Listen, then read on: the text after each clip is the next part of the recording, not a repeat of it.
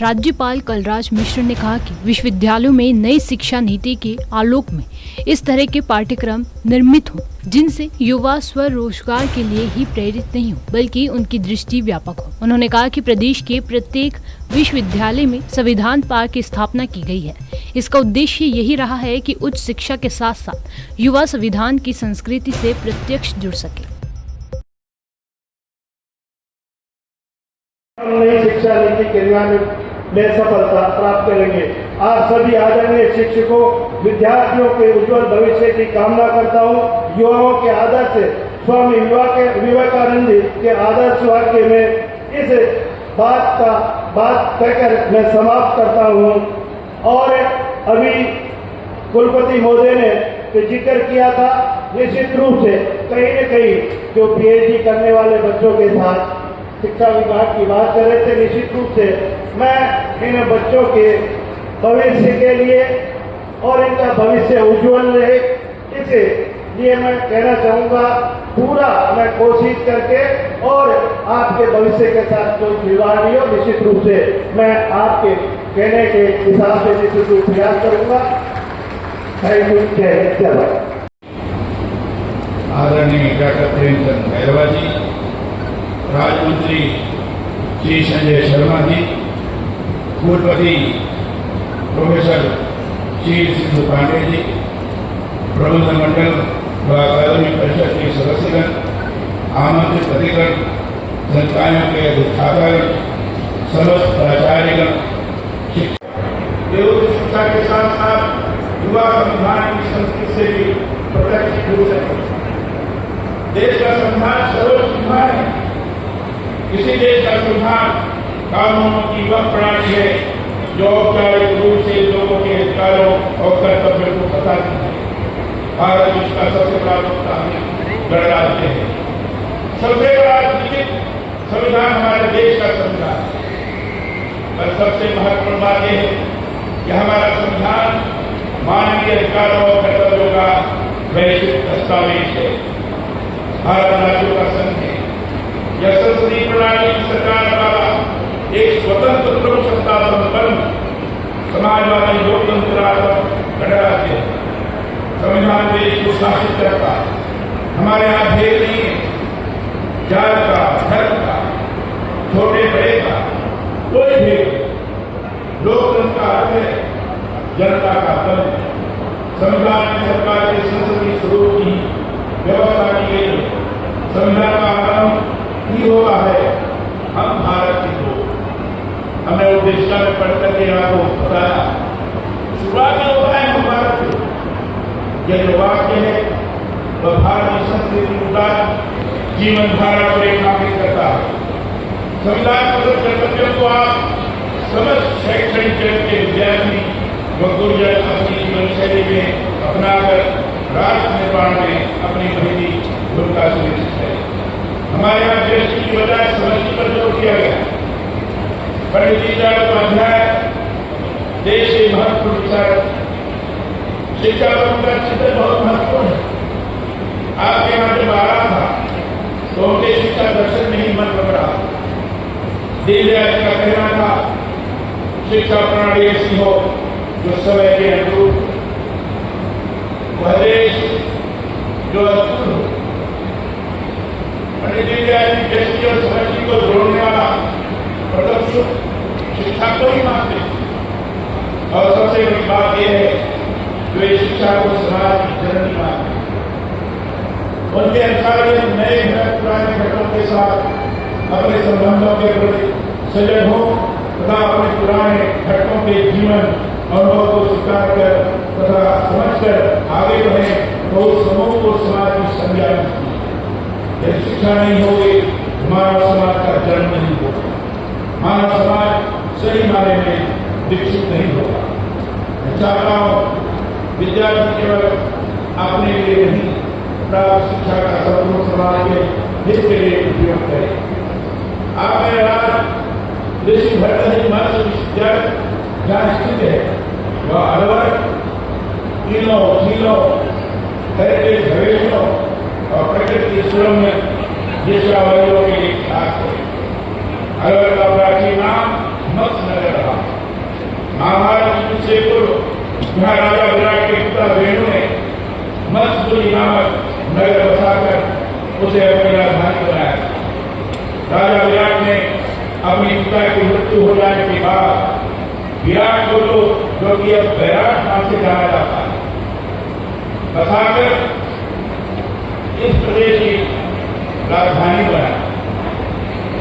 यह भी महत्वपूर्ण है कि इसी विराट नगरी से पूर्व जो इस पर्वतमालाएं के मध्य सरिस्का में पांडवों ने अज्ञातवास का समय बिताया। फिर से झील यहाँ की सबसे प्रसिद्ध और सुंदर झील है। झील के चारों ओर हरी हरी पहाड़ियां और दृश्य बहुत सुंदर है। इस झील को राजस्थान का नंदन आनंद भी कहा जाता है। अलवर का इतिहास और पौराणिक संदर्भ बहुत महत्वपूर्ण है। मैं चाहता हूँ यहाँ के इतिहास और पौराणिक संदर्भों के आलोक में विश्वविद्यालय शोध और अनुसंधान की नई राहों का निर्माण करे। मैंने अनुभव किया है कि हमारे पास जो कुछ महत्वपूर्ण है उन पर रिसर्च अधिक नहीं होता। पांडवों के अज्ञातवास, हरदली से अलवर के जुड़ाव और विराट नगर से जुड़े इतिहास के संदर्भों में भारतीय संस्कृति से जुड़े ग्रंथों को यह शोध और अनुसंधान के जरिए जीवन किया जाए तो बहुत कुछ महत्वपूर्ण निष्कर्ष हम पा सकते हैं।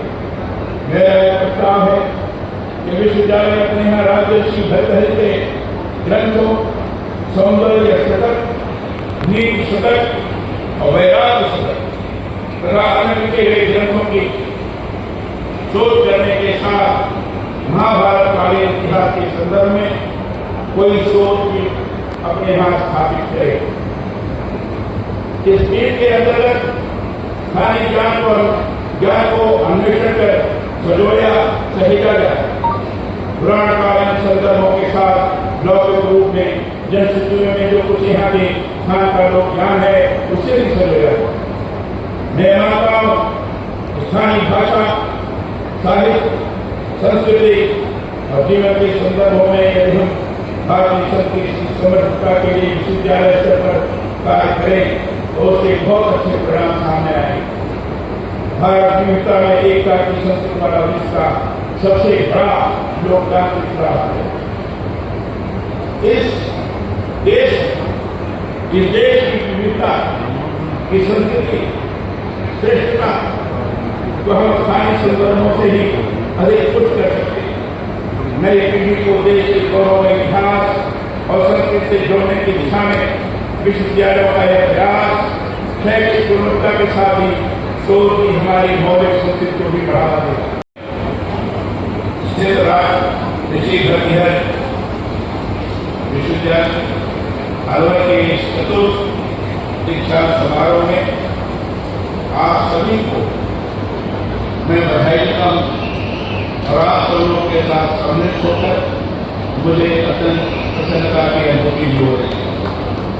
मैं दीक्षा समारोह की आप सभी को बधाई और शुभकामनाएं देता हूँ। यह बहुत महत्वपूर्ण है कि राजर्षि भर्तृहरि की इस पावन धरा पर वर्ष 2012 में इस विश्वविद्यालय की स्थापना हुई। इस विश्वविद्यालय की स्थापना हुई सुखद है कि अपनी शैशवावस्था से अगले तेजी से परिपक्वता की ओर आगे बढ़ रहा है। यहाँ शिक्षा के साथ साथ शोध एवं अनुसंधान के क्षेत्र में महत्वपूर्ण कार्य किए गए। मैं आज इस शिक्षा समारोह में उपाधि एवं पदक प्राप्त करने वाले सभी विद्यार्थियों को बधाई और शुभकामनाएं देते हुए उनके उज्जवल भविष्य की कामना करता हूँ। दीक्षांत का यह अवसर इसलिए भी महत्वपूर्ण है कि विभिन्न विषयों में आप सभी विद्यार्थी शिक्षा में विश्रांत हुए हैं। यह विशिष्ट अवसर है। आज सबसे अच्छी बात यह है कि जो कुल पीएचडी उपाधि को प्राप्त के लिए 48 हैं, जिनमें से छात्र 25 हैं, 53% और छात्राएं 1 से 47 जो कुल पदक मिले हैं 133 में, जिसमें छात्र 33 हैं और बालिकाएं 100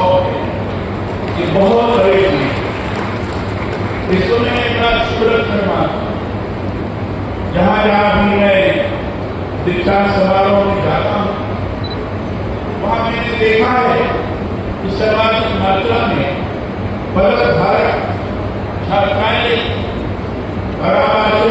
प्रसन्नियों 85-80 तक छात्राओं ने पदक प्राप्त किया है। और ये एक तरह से कह सकता हूँ मैं कि नारी के क्षेत्र में शिक्षा के प्रति एक जबरदस्त जागरूकता उत्पन्न हो रही है। छात्राएं अपने प्रतिभा का सदुपयोग जहाँ शिक्षा के क्षेत्र में कर रही है, वहीं विभिन्न क्षेत्रों में भी छात्राएं नारियां अगुवाई करने में सक्षम हो रही है। सबसे अच्छी बात यह है जब तो सैन्य बल में भी नारियों का स्थान बनता जा रहा है, आगे बढ़ती जा रहा है। जो भी क्षेत्र को दिया जा रहा है उसमें सफलतापूर्वक कार्य करने में सक्षम हो रही है। मैं समझता हूँ कि भारत की ये बड़ा ही शुभ लक्षण है। और जब नारियां आगे बढ़ती हैं, नारी सशक्तिकरण होता है, तो देश स्वाभाविक रूप से आगे बढ़ता है, तो उसको आगे बढ़ने से कोई रोक नहीं सकता। ऐसे जो प्रधानमंत्री जी का ये कहना है 2047 हमारा विकसित भारत होगा, इन्हीं सारे लोगों के सामूहिक प्रयास के आधार पर यह स्वप्न साकार हो सकेगा, ऐसा मेरा पूरा विश्वास है। मैं हमेशा इस बात पर जोर दिला रहा हूँ कि दीक्षांत विद्यार्थी जीवन के नई आशाओं और अपेक्षाओं से जुड़ी अभिनव शुरुआत है। दीक्षांत शिक्षा का अंत नहीं, बल्कि जीवन की नई भोर की ओर अग्रसर होना। यह अवसर है जब आप अपने पढ़े हुए को भूलते हैं, जब आप अपनी शिक्षा का व्यवहारिक उपयोग समाज और राष्ट्र के हित में करने के लिए तैयार होते हैं। शिक्षा जीवन पर चलने वाली वह सतत प्रक्रिया है। यह वो ज्ञान भरा है जिसमें निरंतर नया कुछ जुड़ता चला जाता है। विश्वविद्यालय शिक्षा जहाँ जीवन की दिशा निर्धारित करती है, वही छात्रों को अधिकारों के साथ साथ कर्तव्यबोधों से भी जोड़ती है। आप सभी सौभाग्यशाली हैं कि आपको शिक्षा का अवसर मिला है। मैं ये बात इसलिए कह रहा हूँ कि आज विश्व की 8 अरब से ऊपर की आबादी में कुछ ही लोगों को उच्च शिक्षा से जुड़ने के अवसर प्राप्त होते हैं।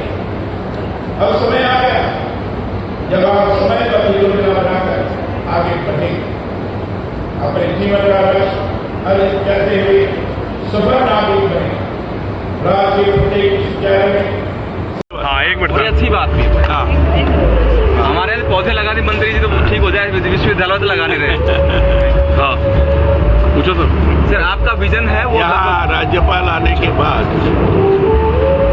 राजस्थान में नीचे मैंने अनुभव किया कि संविधान के बारे में कुछ जानकारी सामान्य जन में देना चाहिए।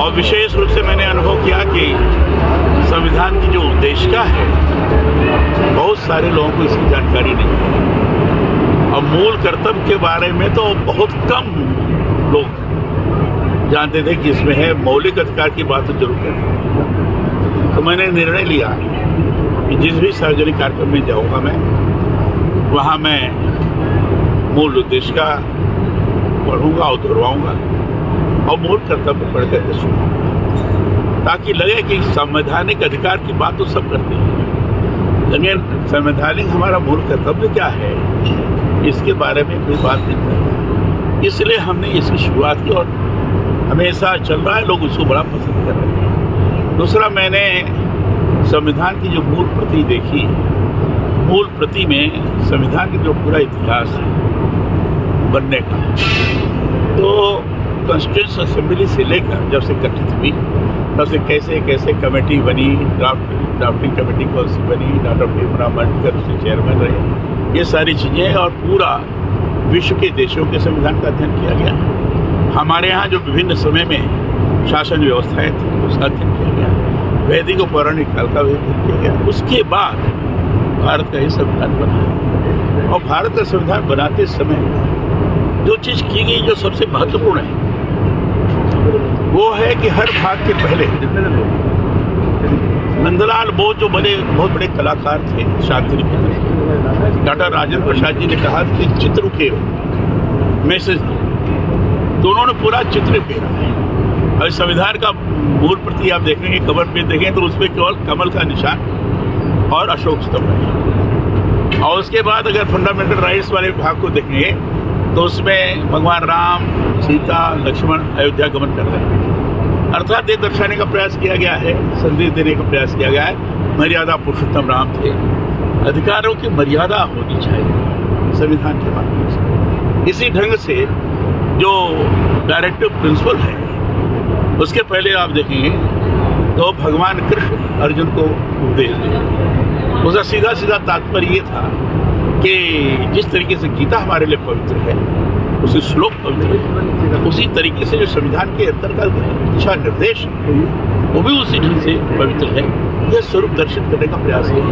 और फिर आगे बढ़े तो मोहनजोदड़ो हड़प्पा के खुदाई में जो चीजें पाई गई, बड़ा पुल पाया गया, तो पहले भाग के पहले पुल बनाया, स्ट्रॉन्ग बढ़िया काम। इसी ढंग से पंचायत राज की व्यवस्था के पहले का जो दिया है उसमें विक्रमादित्य महाराज का दिया गया है, जैसे उन्होंने गांव स्तर तक शासन व्यवस्था से चलाना चाहिए। इसी तरह शिक्षा की व्यवस्था के शिक्षा से संबंधित जो है उससे पहले जो चित्र उकेरा गया है वो गुरुकुल का दिखाया गया है। तो इस ढंग से महावीर स्वामी और महात्मा बुद्ध और फिर चाणक्य और फिर गुरु गोविंद सिंह जी, इन सब लोगों का चित्र उकेरा गया है।